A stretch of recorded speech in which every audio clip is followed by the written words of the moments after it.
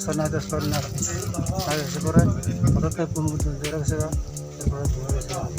আপনার থেকে নিস হাতিয়ারটা? না না স্যার, আপনার নাম কি? আমার নাম হচ্ছে রবিহা বর্ষণ। কতজন ছিলেন আপনারা ডিউটি অবস্থায়? স্যার কয়জন আছিলেন আপনারা? 3 জন স্যার, 3 জন কি ঘুমিয়ে গেছেন? মানে একজন করে আর কি। ডিউটি একসাথে বলতে এক জায়গাতে ঘুমেছে, টাইম নেই তো। একসাথে ঘুমিয়ে গেছেন না? আপনারা কি সবসময় এইভাবে না না না স্যার, আমি বলতাম ঘুমে গেছে, এরপরে দুজন বাকি এসেছেন। এই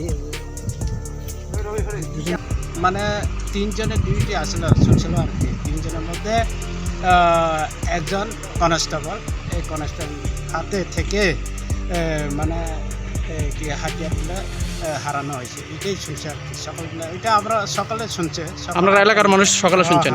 আচ্ছা শুনছেন মানে হাতিয়ার কি নিচে কেউ জোর করে নাকি?